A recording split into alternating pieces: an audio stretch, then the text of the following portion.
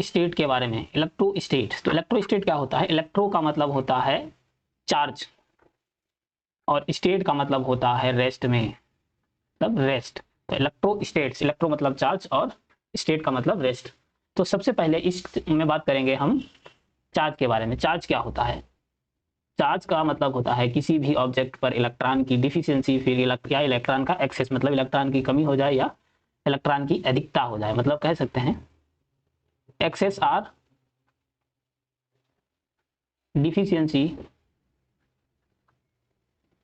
Deficiency of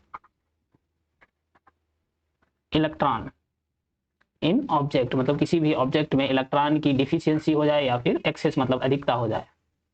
तो अगर हम बात करते हैं किसी बॉडी को अगर न्यूट्रल बोलते हैं, न्यूट्रल का मतलब क्या है कि बॉडी कैसी है, इलेक्ट्रॉन और प्रोटॉन का नंबर इक्वल है, न्यूट्रल। न्यूट्रल का मतलब है कि कोई भी जो ऑब्जेक्ट है वहां पर इलेक्ट्रॉन और प्रोटॉन का नंबर क्या होगा, बराबर होगा। अगर हम बात करते हैं कि कोई body negatively charge, negative charge होने का मतलब है कि वो बॉडी कैसी है, वहां पर इलेक्ट्रॉन का नंबर प्रोटॉन से ज्यादा है। और अगर हम पॉजिटिव चार्ज की बात करते हैं, पॉजिटिव का मतलब है उस केस में प्रोटॉन का नंबर इलेक्ट्रॉन से ज्यादा है। कोई भी ऑब्जेक्ट अगर कह रहे हैं पॉजिटिवली चार्ज है, मतलब वहां पर प्रोटॉन ज्यादा है इलेक्ट्रॉन के कंपैरिजन में। तो अगर हम बात करते हैं सबसे पहले करंट, अगर हम चार्ज की बात करते हैं, चार्ज क्या होता है? चार्ज होता है current into time, current into time. तो चार्ज को क्यू से रिप्रेजेंट किया जाता है, करंट आई और टाइम मतलब टी। तो क्यू इक्वल टू क्या होता है, आई इंटू टी। तो एक पहला फॉर्मूला आ गया करंट इलेक्ट्रिसिटी, मतलब चार्ज का, इलेक्ट्रोस्टेट का पहला फॉर्मूला है Q equal to I into T. अब इसमें क्या होता है कि अगर करंट कांस्टेंट है, अगर करंट क्या है, कांस्टेंट है, मतलब टाइम पर डिपेंड नहीं कर रही है, तो उस केस में हमको सीधे लगा देना है Q equal to I into T, मतलब ये जो फॉर्मूला है सीधे लगा देना है। लेकिन अगर कंडीशन ये आ रही करंट कैसी है, वेरिएबल है, मतलब कांस्टेंट नहीं है, उस केस में हमें क्या करना पड़ेगा, करंट को इंटीग्रेट करना पड़ेगा टाइम के रेस्पेक्ट में। तो चार्ज वहां से कैसे आएगा, इंटीग्रेशन, करंट का इंटीग्रेशन कर देंगे टाइम के रेस्पेक्ट में, आई डी टी। तो जब कब करना है, जब टाइम पर करंट डिपेंड कर रही हो, मतलब टाइम बढ़ रहा है तो करंट भी बढ़ रही है, मतलब कांस्टेंट नहीं है, वेरिएबल करंट होने के केस में क्या करेंगे, उसको इंटीग्रेट कर देंगे। अब चार्ज की बात करते हैं, तो चार्ज किस टाइप की क्वांटिटी होती है? चार्ज एक स्केलर क्वांटिटी होती है, स्केलर क्वांटिटी होती है। स्केलर क्वांटिटी का मतलब होता है वो क्वांटिटी जिसमें सिर्फ और सिर्फ हम मैग्नीट्यूड की बात करते हैं, मैग्नीट्यूड की बात करते हैं, मतलब हमें कोई डायरेक्शन से लेना देना नहीं है, no direction, only magnitude wise बात होगी। मतलब कि इतना चार्ज है, हमें डायरेक्शन थोड़ी बताता कि इस डायरेक्शन में इतना चार्ज है। तो कोई भी चार्ज है, मतलब 1 कूलम चार्ज है, 2 कूलम चार्ज है, लेकिन कोई डायरेक्शन का मतलब सिर्फ मैग्नीट्यूड वाइज बात करते हैं, स्केलर क्वांटिटी है। तो चार्ज के टाइप की बात करते हैं, तो चार्ज कैसा होगा, या तो नेगेटिव चार्ज होगा या फिर पॉजिटिव चार्ज होगा। यूनिट की बात करते हैं, तो चार्ज की जो यूनिट होती है, अगर हम सीजीएस में मतलब एमकेएस में बात करते हैं, एमकेएस में जो चार्ज की यूनिट क्या होती है, कूलाम, कूलाम कैपिटल सी से रिप्रेजेंट किया जाता है।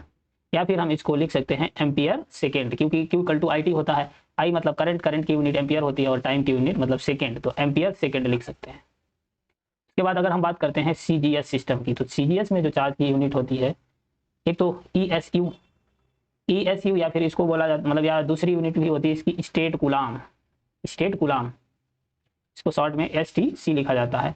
और दूसरी यूनिट होती है सीजीएस में ईएमयू, ईएमयू या फिर हम एब्सोल्यूट कूलाम भी बोला जाता है, एब्सोल्यूट कूलाम, एब्सोल्यूट कूलाम मतलब ए बी डॉट सी। तो ये तो हो गई चार्ज की यूनिट। अगर हम बात करते हैं 1 कूलाम इक्वल टू होता है 3 into 10 the power 9 state coulomb के बराबर, 3 into 10 the power 9 state coulomb के बराबर होता है 1 कूलाम। और अगर हम बात करते हैं 1 coulomb equal to 1/10 absolute coulomb के इक्वल होता है, या फिर क्या लिख सकते हैं 1 absolute coulomb equal to 10 coulomb, ये भी तो लिख सकते हैं यहाँ से, चाहे 1 coulomb equal to 1/10 absolute coulomb, या फिर 1 coulomb 1 absolute coulomb equal to 10 coulomb.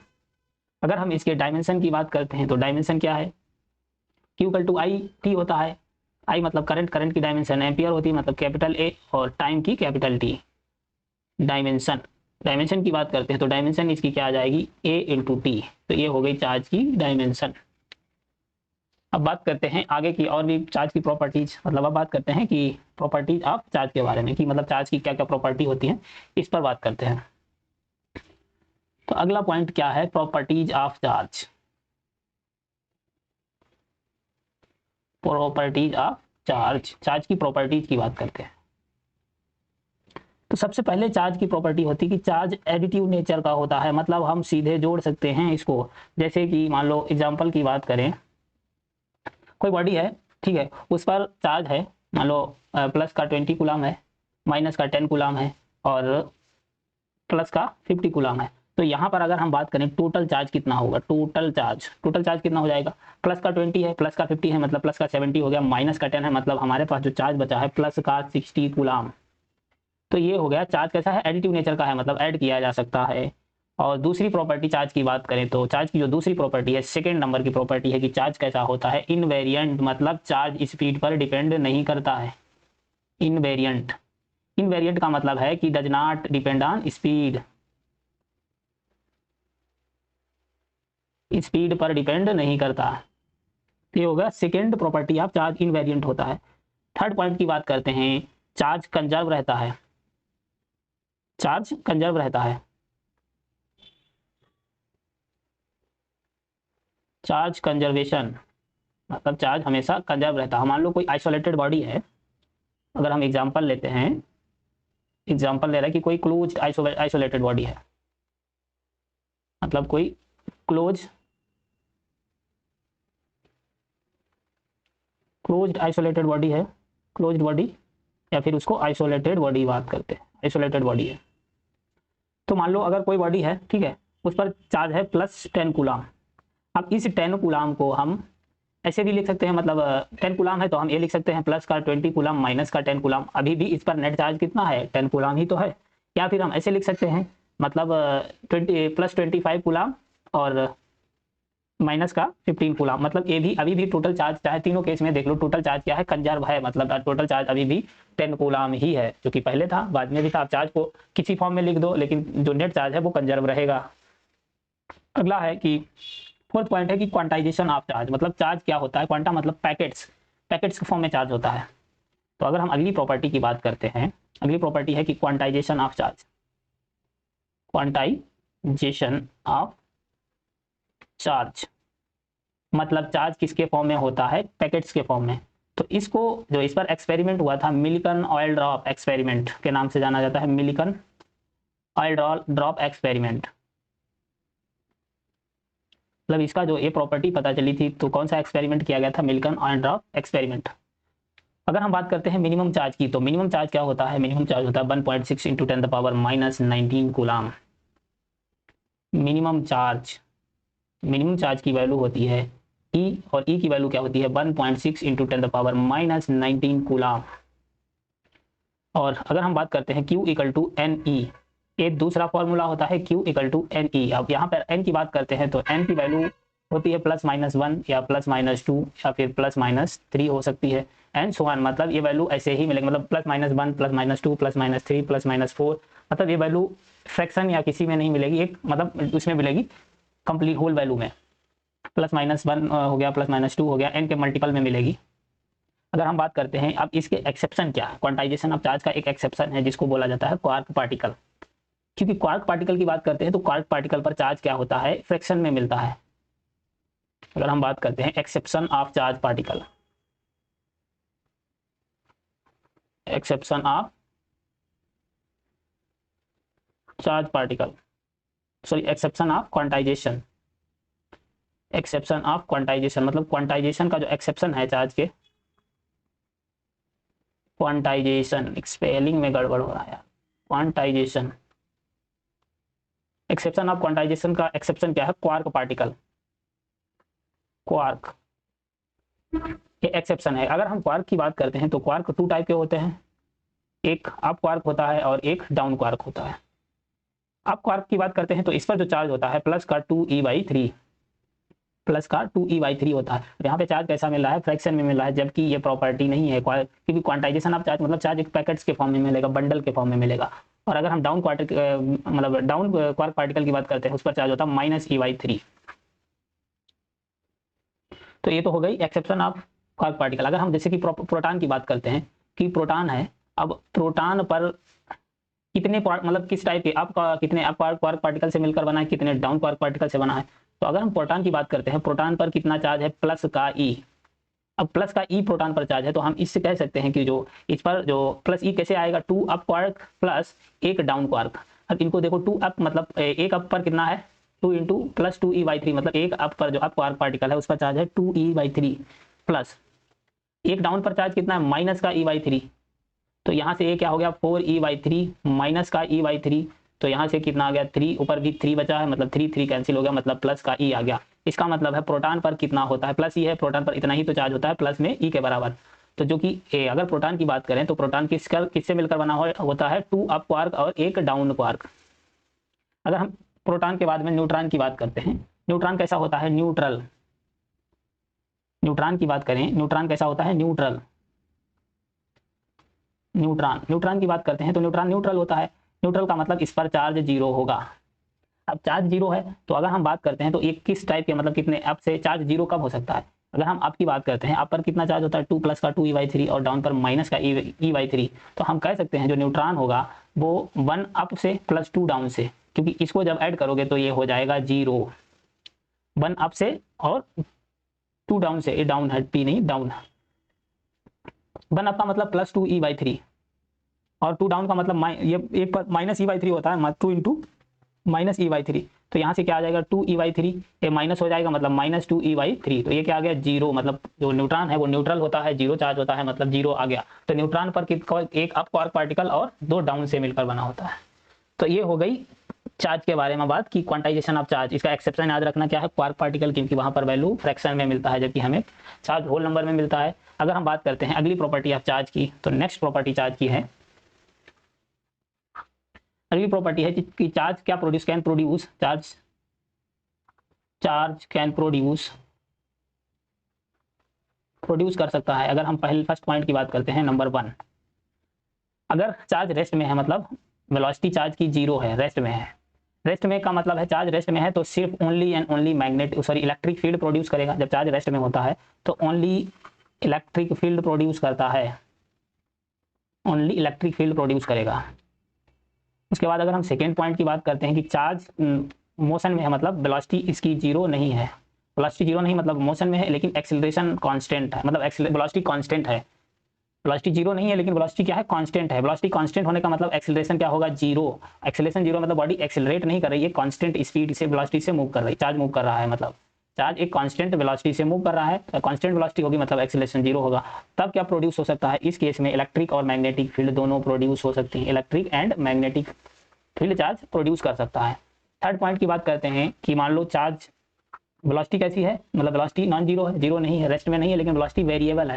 Velocity variable का मतलब एक्सेलरेशन कैसा है कांस्टेंट, मतलब एक्सेलरेशन कह सकते हैं कि जीरो नहीं है, एक्सेलरेशन भी जीरो नहीं है, मतलब एक्सेलरेशन नॉन जीरो है। तो इस केस में क्या होगा इलेक्ट्रिक फील्ड भी प्रोड्यूस होगी, मैग्नेटिक फील्ड भी प्रोड्यूस होगी एंड इलेक्ट्रोमैग्नेटिक वेव भी प्रोड्यूस होंगी, EMW इलेक्ट्रोमैग्नेटिक वेव, मतलब तीनों तरीके की फील्ड प्रोड्यूस हो जाएंगी। जब चार्ज रेस्ट में है तो only and only electric field produce होगी, और चार्ज अगर मोशन में है मतलब वेलोसिटी करा लेकिन कांस्टेंट एक्सेलरेशन क्या है जीरो, उस केस में इलेक्ट्रिक और मैग्नेटिक फील्ड प्रोड्यूस होगी। और अगर चार्ज मोशन में है एक्सेलरेशन भी नॉन जीरो है तो उस केस में मतलब एक्सेलरेटेड चार्ज है तो इस केस में इलेक्ट्रिक फील्ड, मैग्नेटिक फील्ड और इलेक्ट्रोमैग्नेटिक फील्ड भी प्रोड्यूस होगी। अगला पॉइंट है कि चार्ज विदाउट मास के एग्जिस्ट नहीं करता है, charge does not exist without mass. तो अगर हम बात करते हैं नेक्स्ट पॉइंट की, पॉइंट नंबर 6, अगला पॉइंट है कि चार्ज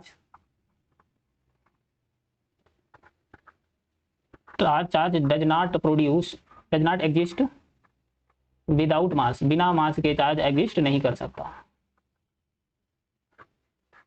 तो अगर हम बात करते हैं कि कोई ऐसा बॉडी है मान लो जिस पर चार्ज क्या है नॉन जीरो है, मतलब चार्ज जीरो नहीं है और मास भी नॉन जीरो है, मतलब मास भी उस बॉडी का है चार्ज भी है। तो जैसे कि अगर हम बात करें प्रोटॉन की, तो प्रोटॉन का चार्ज भी होता है, मास भी होता है। अब मान लो ऐसी कोई बॉडी है जिस पर चार्ज क्या है जीरो है लेकिन उसका मास है, मतलब मास नॉन जीरो है। जैसे कि अगर हम न्यूट्रॉन की बात करते हैं तो न्यूट्रॉन के पास चार्ज तो नहीं होता क्योंकि न्यूट्रॉन न्यूट्रल होता है, लेकिन न्यूट्रॉन का मास तो होता है। ऐसे ही अगर हम बात करते हैं ऐसी बॉडी जिस पर चार्ज तो है, मतलब चार्ज हो और मास ना हो, चार्ज हो लेकिन मास ना हो, तो ऐसी कोई भी बॉडी एग्जिस्ट नहीं कर सकती। वही तो पॉइंट है कि charge charge does not exist without mass, without, एक मिनट सेंटेंस पूरा नहीं हुआ, विदाउट मास,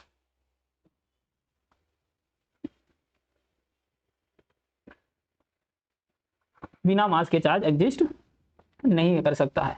तो अगर ऐसी कोई बॉडी है जिस पर चार्ज है लेकिन मास जीरो है, तो ऐसी कोई भी बॉडी एग्जिस्ट नहीं कर सकती, नॉट पॉसिबल, मतलब ऐसी बॉडी पॉसिबल ही नहीं है, क्योंकि जिस कोई भी बॉडी होगी उसका कुछ ना कुछ मास तो होगा ही।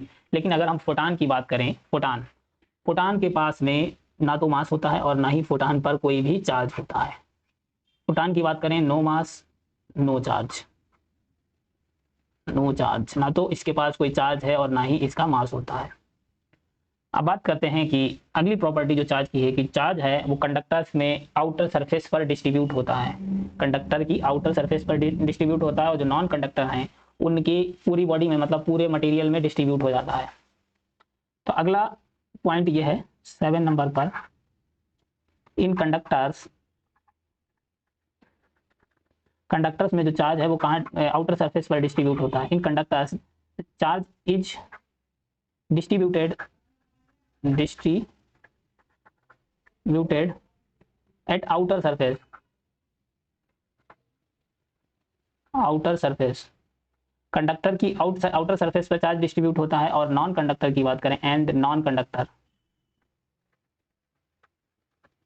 नॉन कंडक्टर की बात करें तो वहां पर चार्ज कैसे, non conductor it is distributes into material, मतलब पूरी बॉडी में डिस्ट्रीब्यूट होगा इनटू मटेरियल। जैसे कि अगर हम बात करें कोई कंडक्टर, मान लो ये कंडक्टर है, ठीक है, और इधर नॉन कंडक्टर है, कंडक्टर एंड नॉन कंडक्टर। अब कंडक्टर है कोई, तो कंडक्टर चाहे सॉलिड हो चाहे होलो हो, उस पर चार्ज कहाँ जाएगा, सरफेस पर ही जाएगा, मतलब आउटर सरफेस पे चार्ज डिस्ट्रीब्यूट हो जाएगा। कंडक्टर होलो हो चाहे सॉलिड हो, मान लो होलो होगा तो चार्ज की मजबूरी है सरफेस पे, लेकिन अगर सॉलिड है तब भी चार्ज सरफेस पर ही जाएगा। अगर हम नॉन कंडक्टर की बात करते हैं तो नॉन कंडक्टर में अगर नॉन कंडक्टर सॉलिड है तो उस केस में क्या होगा, जो चार्ज है पूरी बॉडी पर डिस्ट्रीब्यूट हो जाएगा, मतलब चार्ज है पूरी बॉडी पर डिस्ट्रीब्यूट होगा।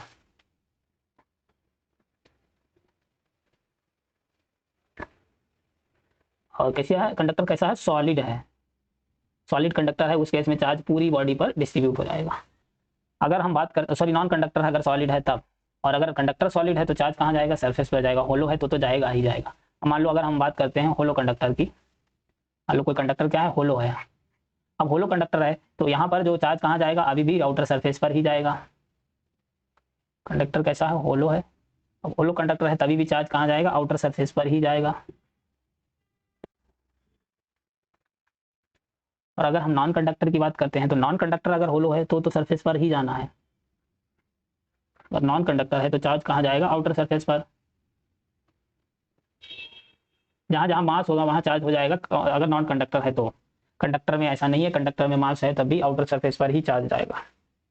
तो ये तो हो गया पार्शियल होलो के। अब बात करते हैं कंप्लीटली अगर होलो है, अगर मान लो कंडक्टर इस टाइप का है कंप्लीटली होलो, तो इसमें वैसे अगर सॉलिड था तब भी चार्ज कहाँ जा रहा था, आउटर सरफेस पे, तो अभी भी आउटर पर ही रहेगा, तो कंडक्टर में तो कोई चेंज नहीं हो रहा है। लेकिन अगर हम बात करें नॉन कंडक्टर में, तो नॉन कंडक्टर में अगर पहले सॉलिड था तो चार्ज पूरी बॉडी में, मतलब पूरे मटेरियल पर डिस्ट्रीब्यूट हो रहा था, लेकिन अब होलो है तो यहाँ पर सरफेस पर ही चला जाएगा, तो यहाँ पर कहाँ जाएगा, सरफेस पर चार्ज। तो ये तो हो गई चार्ज की प्रॉपर्टी। अगर हम बात करते हैं चार्ज डेंसिटी के बारे में, चार्ज डेंसिटी,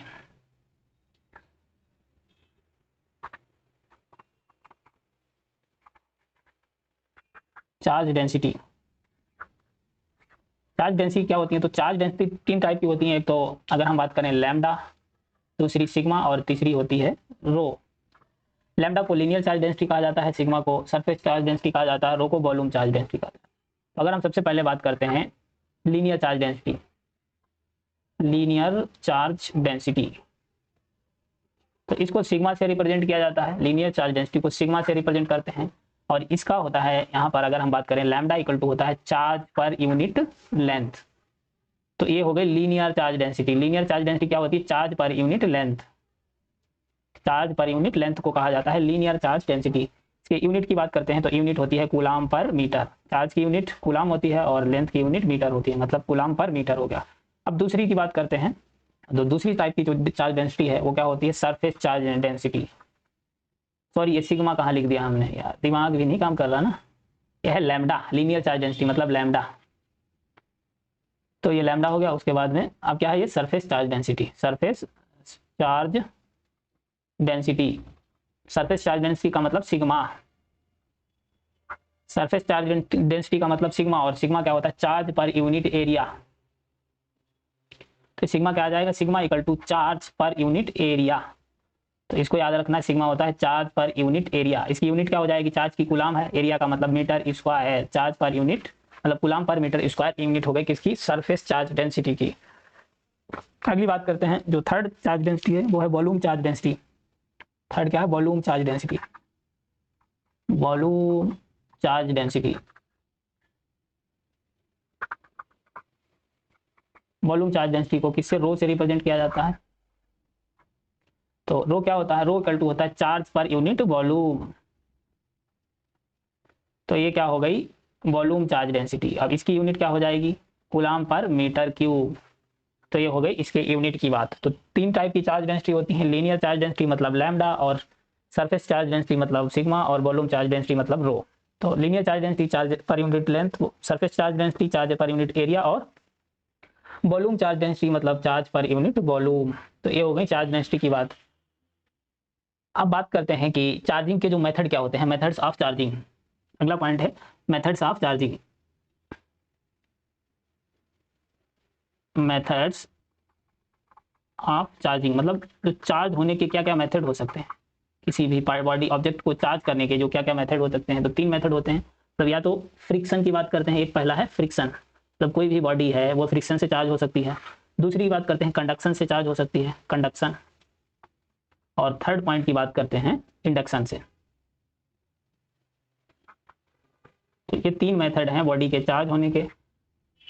अब बाकी बात करेंगे अगले लेक्चर में। तो ये अब वन बाई वन बात करेंगे, मतलब फ्रिक्शन से कैसे चार्ज होता है, कंडक्शन से कैसे चार्ज होता है, इंडक्शन से कैसे चार्ज होता है। तो अगले लेक्चर में मिलते हैं। Okay, thank you for watching. Please channel को सब्सक्राइब कर देना, वीडियो को लाइक कर देना। बाकी मिलते हैं नेक्स्ट लेक्चर में।